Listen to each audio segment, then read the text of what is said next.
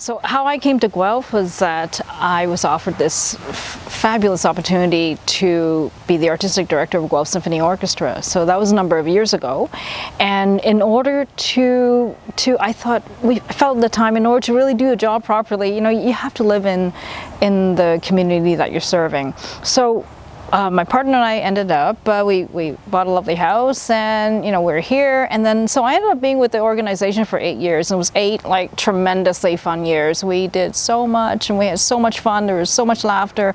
After 8 years, I thought, it's been great. So I finished my tenure with the Guelph Symphony Orchestra, but in the span of these 8 years, we have absolutely fallen in love with this city. So I think the expectation is, then you move on to another city. But we didn't. We love the city. We love our house, and we love our community. So we ended up staying. Moving into this neighborhood was incredible. It was we love all our neighbors. We love the families, we love the kids, next door. They put up a lemonade stand, and then our neighbors down the road who are very involved with the library, they're retired, and they actually built the little library that's right in the corner of our house. And I know it sounds terrible, but maybe this is something that a lot of other people in Guelph share. It's such a great place, and you can't help but talk about how great it is, but almost it's like you want to also keep it a secret, right? You don't want anybody to know, but I don't think that's very nice. So we continue to advertise strongly how wonderful Guelph is. I remember one particular experience in Guelph, actually, at the Basilica, and Joe was there.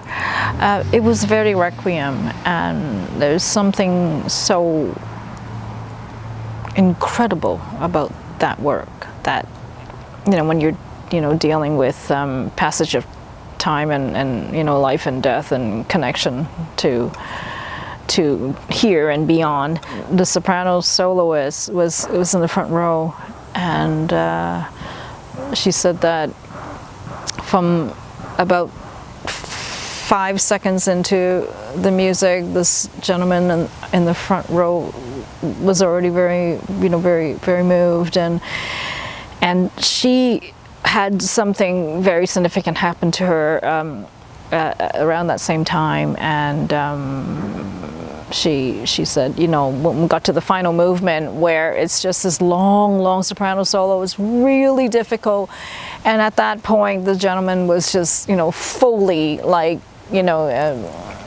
very, very emotional. And she thought, I don't think I could get through this, So I think there was something very magical that day.